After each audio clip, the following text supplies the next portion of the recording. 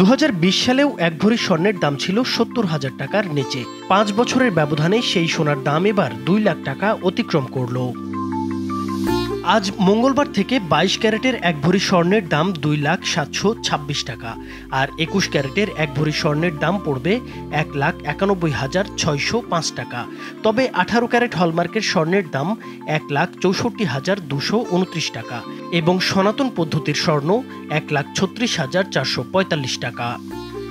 স্বাধীনতার সময় বাংলাদেশে এক ভরি স্বর্ণের দাম ছিল মাত্র 170 টাকা। 2000 সালে তা বেড়ে হয় 6,900 টাকা, 2010 সালে 42,165 টাকা আর 2020 সালে 69,867 টাকা।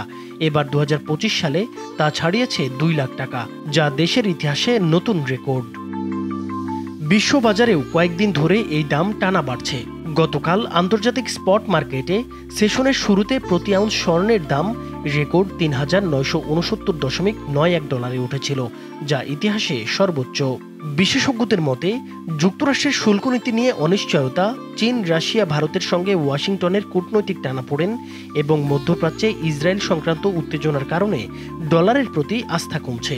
ফলে চীন ও ভারত সহ বিশ্বের বহু দেশ নিরাপদ বিনিয়োগ হিসেবে স্বর্ণ মজুত করছে।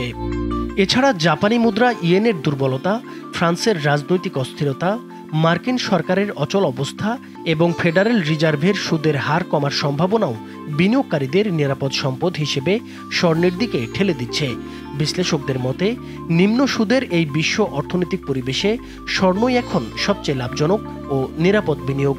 ফলে বাজারে এর প্রভাব পড়ছে সরাসরি। আর তাছাড়া বাংলাদেশে কিন্তু গোল্ডের যে সাপ্লাই চ্যানেল সেটা অনেকটা রেস্ট্রিক্টেড, নানা রকম রেগুলেটেড রেট ট্যাপ বা ইম্পোর্টের ক্ষেত্রে নানা রকমের বাধ্যবাধকতার কারণে এবং এই কারণে আন্তর্জাতিক বাজারে যখন স্বর্ণের দাম অনেক বেশি বেড়ে যায়, সেটার ম্যাগনিটিউড ইম্প্যাক্টটা কিন্তু বাংলাদেশের বাজারে আরও অনেক বেশি পড়ে। দেশি বিদেশি বাজারে সোনার দামের ঊর্ধ্বগতি আপাতত থামার কোনো লক্ষণ দেখা যাচ্ছে না, বরং বৈশ্বিক অস্থিরতা ও বিনিয়োগ ঝুঁকি যত বাড়বে স্বর্ণের দামও তত বাড়তে পারে। নাইমুর হোসেন, মাছরাঙ্গা টেলিভিশন।